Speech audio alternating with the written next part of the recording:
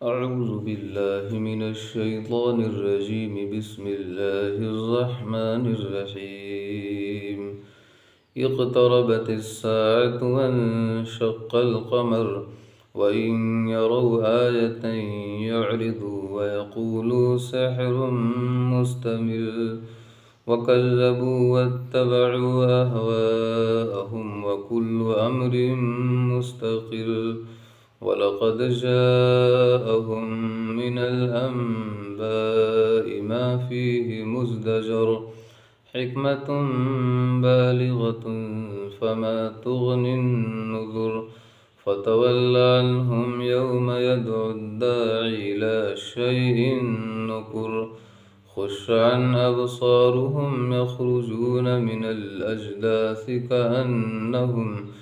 كأنهم جراد منتشر مهطعين إلى الداع يقول الكافرون هذا يوم عسر۔ یہ سورہ قمر کی آیت نمبر 1 سے 8 تک ہے۔ اس سورت کا نام قمر ہے۔ یہ مکی سورت ہے۔ اس میں 55 آیتیں اور 3 رکوع ہیں۔ اس سورت میں بھی دوسری مکی سورتوں کی طرح توحید، رسالت اور آخرت پر ایمان لانے کی دعوت دی گئی ہے۔ اقتربت الساعۃ، قیامت قریب آ پہنچی ہے۔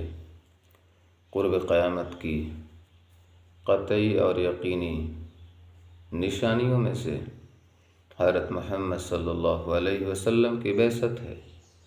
آپ علیہ السلام کا فرمان ہے، بعثت انا والساعۃ کہاتین، مجھے اور قیامت کو ان 2 انگلیوں کی طرح یعنی ملا ہوا اور جڑا ہوا بھیجا گیا ہے۔ آپ علیہ السلام اللہ سبحانہ وتعالیٰ کے آخری پیغمبر ہیں، آخری رسول ہیں اور آخری نبی ہیں۔ آپ علیہ السلام قیامت تک تمام لوگوں کے پیغمبر ہیں۔ اب آپ صلی اللہ علیہ وسلم اور قیامت کے بیچ کوئی نبی نہیں ہے۔ جب آخری نبی، آخری رسول اور آخری پیغمبر بھی دنیا میں آ چکے ہیں تو سمجھ لو کہ قیامت کا وقت بہت قریب آ گیا ہے۔ سورہ معارج میں ہے، اِنَّهُمْ يَرَوْنَهُ بَعِيدًا وَنَرَاهُ قَرِيبًا، یہ لوگ تو قیامت کو بہت دور سمجھ رہے ہیں جبکہ ہم اسے بہت قریب دیکھ رہے ہیں۔ وَانشَقَّ الْقَمَرُ، اور چاند پھٹ گیا۔ یہ وہ معجزہ ہے جو اہل مکہ کے مطالبے پر دکھایا گیا تھا، یہاں تک کہ لوگوں نے حرا پہاڑ کو چاند کے 2 ٹکڑوں کے درمیان دیکھا۔ چاند کا ایک ٹکڑا پہاڑ کی ایک جانب اور چاند کا دوسرا ٹکڑا پہاڑ کی دوسری جانب چلا گیا تھا۔ اس کا واقعہ یہ ہے کہ آپ علیہ السلام ہجرت سے چند سال پہلے ایک بار مینا کے مقام پر تشریف فرما تھے۔ چاند کی 14ویں رات تھی۔ کفار و مشرکین بھی تھے۔ انہوں نے آپ علیہ السلام سے آپ کے اللہ کے رسول ہونے پر معجزہ طلب کیا، تو آپ صلی اللہ علیہ وسلم نے اللہ سبحانہ وتعالیٰ کے حکم سے چاند کی طرف انگلی سے اشارہ کیا تو چاند 2 ٹکڑے ہو گیا۔ چاند کا ایک ٹکڑا پہاڑ کی ایک جانب اور چاند کا دوسرا ٹکڑا پہاڑ کی دوسری جانب چلا گیا تھا۔ لوگوں نے اپنے سر کی آنکھوں سے خوب نظریں بھر کر اچھی طرح سے دیکھا۔ پھر تھوڑی دیر کے بعد وہ دونوں ٹکڑے آپس میں مل گئے۔ آپ علیہ السلام نے اس وقت ارشاد فرمایا کہ لوگوں، دیکھو اور گواہ رہو۔ مشرکین، کفار اور منکرین جو وہاں پر موجود تھے، جنہوں نے معجزے کا مطالبہ کیا تھا، اس وقت اس معجزے کا انکار نہیں کر سکتے تھے، اس لیے کہ انہوں نے اپنی نظروں سے خوب اچھی طرح چاند کے 2 ٹکڑے ہوتے ہوئے دیکھ لیا تھا، تو وہ لوگ یہ کہنے لگے کہ یہ جادو ہے، محمد صلی اللہ علیہ وسلم نے جادو کر دیا ہے اور ہماری نظروں کو دھوکہ ہو گیا ہے، یعنی وہ اس پر ایمان نہیں لائے۔ اور کچھ مشرکین یہ کہنے لگے کہ مکہ معظمہ کے باہر سے آنے والے مسافروں سے ہم اس کے بارے میں پوچھیں گے کہ کیا انہوں نے بھی چاند کے 2 ٹکڑے ہونے کی کیفیت اور حالت دیکھی ہے۔ چنانچہ مکہ معظمہ کے باہر سے مسافر آئے تو ان سے پوچھا گیا، انہوں نے اس بات کی تصدیق کی کہ ہم نے بھی فلاں تاریخ میں چاند کے 2 ٹکڑے ہوتے ہوئے دیکھا ہے۔ اس معجزے کی جو روایتیں ہیں متواتر درجہ کی ہیں، جن کی سندیں صحیح ہیں، جن میں ذرا بھی شک شبہ کی گنجائش نہیں ہے، یہ آپ علیہ الصلوۃ والسلام کے واضح معجزات میں سے ایک معجزہ ہے۔ وَإِن يَرَوْا آيَةً يُعْرِضُوا وَيَقُولُوا سِحْرٌ مُسْتَمِرٌ، اور یہ لوگ اگر کوئی معجزہ دیکھتے ہیں تو ٹال دیتے ہیں اور کہتے ہیں کہ یہ تو جادو ہے جو ابھی ختم ہو جائے گا۔ منکرین کا، مشرکین کا اور کفار کا یہ طریقہ بتلایا گیا کہ جب آپ علیہ الصلوۃ والسلام کی نبوت پر اور رسالت پر کوئی معجزہ دیکھتے ہیں تو اسے جادو کہہ کر ٹال دیتے ہیں، اسے جادو کہہ کر نظر انداز کر دیتے ہیں، اس پر ایمان نہیں لاتے، اس پر یقین نہیں کرتے، اس کی تصدیق نہیں کرتے۔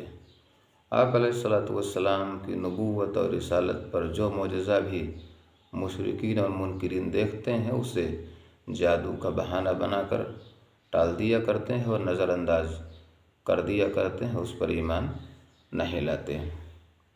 تو کہنے لگے کہ یہ تو جادو ہے جو ابھی ختم ہو جائے گا، یعنی عارضی ہے، یہ فنا ہو جائے گا، مٹ جائے گا، جس میں دوام نہیں ہے، جس میں بقا نہیں ہے۔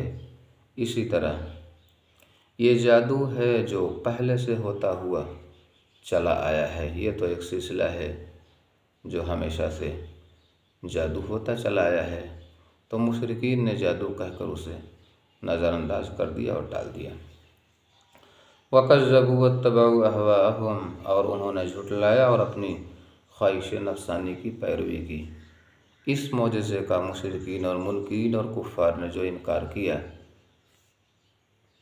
کسی فہم اور عقل کی بنا پر نہیں کیا، بلکہ محض خواہش نفسانی کی بنا پر انکار کر دیا، آپ علیہ الصلوۃ والسلام کی نبوت اور رسالت پر ایمان لانے کے لیے تیار نہیں تھے، تو جو بھی معجزہ دیکھتے تھے آپ علیہ الصلوۃ والسلام کی نبوت پر اور رسالت پر، تو خواہش نفسانی کی وجہ سے انکار کر دیا کرتے تھے، تو اس کا بھی انہوں نے انکار کر دیا اور تکذیب کر دی۔ اللہ سبحانہ وتعالیٰ نے مشرکین کی تکذیب کی تردید فرمائی اور خواہش نفسانی کا رد کیا اور فرمایا وَكُلُّ أَمْرٍ مُسْتَقِرٌ، اور ہر کام کو بالآخر قرار آ جاتا ہے، یعنی ہر کام کی ایک انتہا ہے، ہر چیز کی ایک انتہا ہے، وہ کام اچھا ہو یا برا ہو، اس کا نتیجہ نکل کر رہے گا، اس کا نتیجہ ظاہر ہو کر رہے گا اور کھل کر رہے گا۔ ایک وقت آئے گا جب حق کا حق ہونا اور باطل کا باطل ہونا واضح ہو جائے گا۔ وہ وقت ضرور آئے گا جب اہل حق اپنے حق پر ہونے کا اور اہل باطل اپنے باطل پر ہونے کا نتیجہ اور انجام اپنی نظروں سے دیکھ لیں گے۔ وہ وقت ضرور آئے گا جب آپ علیہ الصلوۃ والسلام کی نبوت اور رسالت پر مشرکین اور منکرین کو بھی یقین آ جائے گا، آج کم فہمی اور نادانی کی بنا پر جو انکار کر رہے ہیں۔ اس نتیجے کا ظہور کبھی دنیا میں بھی ہوتا ہے جب اللہ سبحانہ وتعالیٰ کی مشیت اس کا تقاضا کرے، ورنہ آخرت میں تو اس نتیجے کا ظہور لازمی ہے، قطعی ہے اور یقینی ہے۔ وہاں پر تو اہل حق کو اچھا انجام ملے گا اور اہل باطل کو برا انجام ملے گا۔ اس وقت یہ بات واضح ہو جائے گی، آپ علیہ الصلوۃ والسلام کی نبوت اور رسالت برحق تھی، اور جو معجزے دکھلائے گئے تھے وہ بھی سچے تھے اور برحق تھے۔ آگے اللہ سبحانہ و تعالیٰ نے مشرکین اور منکرین کی مزید بدحالی کا تذکرہ کیا ہے۔ فرمایا وَلَقَدْ جَاءَهُم مِّنَ الْأَنبَاءِ مَا فِيهِ مُزْدَجَرٌ، اور یقیناً مشرکین مکہ کے پاس پچھلی امتوں کی ہلاکت، تباہی اور بربادی کی خبریں آ چکی ہیں۔ قرآن کریم میں یہ بات درج کی گئی ہے، پچھلی امتوں کے واقعات ان کے سامنے ذکر کر دیے گئے ہیں، جن میں کافی نصیحت کا پہلو ہے، عبرت کا سامان ہے۔ اگر کوئی نصیحت حاصل کرنا چاہے تو ان واقعات کے ذریعے سے نصیحت حاصل کر سکتا ہے، اگر کوئی عبرت حاصل کرنا چاہے تو عبرت لے سکتا ہے، اگر کوئی سبق سیکھنا چاہے تو سبق سیکھ سکتا ہے۔ کفر اور شرک سے بچ کر اپنے آپ کو اللہ سبحانہ و تعالیٰ کی مرضیات کے تابع کر کے اچھے نتیجے کا اور اچھے انجام کا مستحق بنا سکتا ہے۔ حکمت بالغۃ فما تغنی النذر، اونچے درجے کی دانائی کی باتیں ہیں، جن میں اونچے درجے کی دانائی کی باتیں ہیں اور اعلیٰ درجے کی حکمت اور نصیحت کی باتیں ہیں، حکمت اور نصیحت کا پہلو ہے۔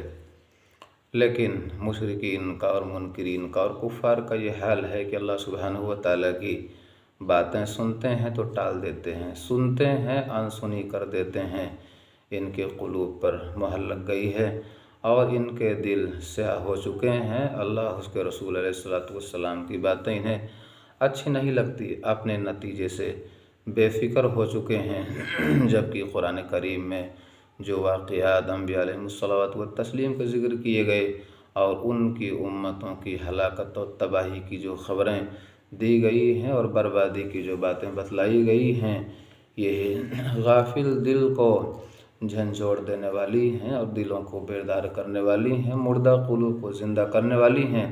لیکن کفار کا، مشرکین کا، منکرین کا یہ حال ہے کہ اسے سنتے ہیں تو سن کر ٹال دیا کرتے ہیں، سنتے ہیں اور اسے سن کر انسنی کر دیتے ہیں، یعنی سننا نہ سننا ان کے لیے برابر ہے۔ فما تغنی النذر، پھر بھی ڈرانے والی باتیں ان کو کچھ فائدہ ہی نہیں دیتی، نہ تو ڈرانے والی باتیں انہیں کچھ فائدہ دیتی ہیں، نہ خبردار کرنے والے پیغمبر اور اللہ سبحانہ و تعالیٰ کے نمائندے ان کے لیے فائدہ مند اور سود مند ثابت ہوا کرتے ہیں، اس لیے کہ یہ خود اپنے قلوب کو اس کی طرف متوجہ نہیں کرتے اور مائل نہیں کرتے، تو کس طرح ان کو نصیحت مل سکتی ہے۔ آگے اللہ سبحانہ و تعالیٰ نے اپنے رسول حضرت محمد صلی اللہ علیہ وسلم کو تسلی دلائی ہے اور فرمایا فَتَوَلَّ عَنْهُمْ، اے محمد صلی اللہ علیہ وسلم آپ ان کی پرواہ نہ کیجیے، جو آپ کی تکذیب کر رہے ہیں، آپ کا انکار کر رہے ہیں، آپ اس سے دلگیر نہ ہوں، آپ اس سے رنجیدہ نہ ہوں، ان کا معاملہ اللہ سبحانہ و تعالیٰ کے حوالے کر دیں۔ اللہ سبحانہ و تعالیٰ ان کو ان کا انجام میدان قیامت میں دکھائے گا۔ آپ ان کو چھوڑ دیجئے، ان سے رخ موڑ لیجئے۔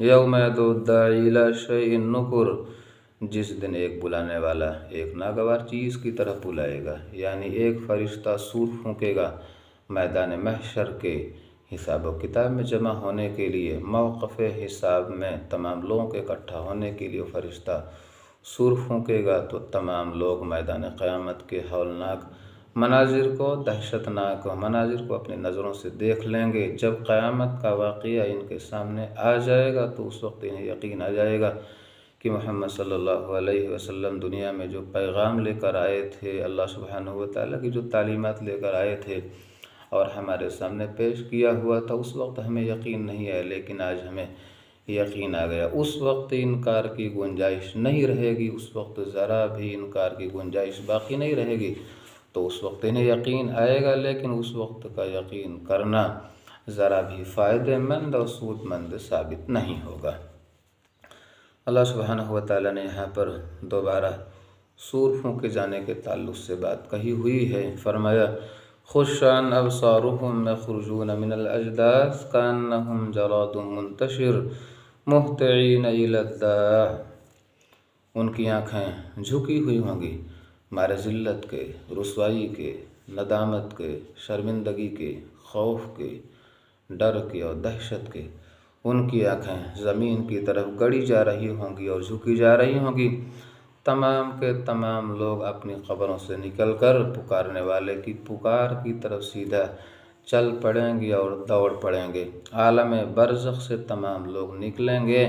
جس جگہ بھی مٹی نے جس کے جسم کو جہاں کہیں کھایا تھا وہیں سے وہ فرد اور وہ شخص نکل کھڑا ہوگا، پکارنے والے کی پکار کی طرف رواں دواں ہو جائیں گے اور کسی جانب متوجہ نہیں ہوں گے۔ کأنہم جراد منتشر، اس وقت چونکہ تمام اولین اور آخرین ہوں گے، انسانوں کا ایک جمگھٹا ہوگا اور انسانوں کی ایک لاتعداد اور کثیر لاتعداد مجمع ہوگا اور کثیر جماعتیں ہوں گی، تو اس وقت ٹڈی دل کی طرح وہ پھیلے ہوئے ہوں گے۔ ہر فرد کو قبروں سے نکلنے کے بعد معلوم ہو جائے گا کہ ہمارے ساتھ کا معاملہ پیش آنے والا ہے۔ قرآن کریم میں سورہ قیامہ میں ہے، اللہ سبحانہ وتعالیٰ نے وہاں پر فرمایا ہے بل الانسان علی نفسہ بصیرہ، انسان اپنے بارے میں خوب واقف ہے، اپنی حقیقت کے بارے میں خوب جانکار ہے، خوب جانتا ہے کہ ہمارے ساتھ کیا معاملہ پیش آنے والا ہے۔ تو کفار اور مشرکین جب عالم برزخ سے نکلیں گے اور اپنی قبروں سے زندہ ہو کر میدان قیامت کی طرف چل پڑیں گے، تو اسی وقت سے وہ واویلا مچاتے ہوئے اور شور مچاتے ہوئے، چیخ و پکار کرتے ہوئے چلیں گے اور یہ کہہ رہے ہوں گے یقول الکافرون ھذا یوم عسیر، کافر لوگ کہتے ہوں گے یہ تو بہت سخت دن ہے، بڑا کٹھن دن ہے اور بڑا مشکل دن ہے۔ اس وقت احساس ہو جائے گا کہ ہم جو دنیا کے اندر اللہ کے آخری نبی حضرت محمد صلی اللہ علیہ وسلم پر ایمان نہیں لائے اور اللہ کی کتاب قرآن کریم پر ایمان نہیں لائے، اللہ کی توحید کو ہم نے قبول نہیں کیا، اس کا نتیجہ آج ہمیں بھگتنا پڑ رہا ہے۔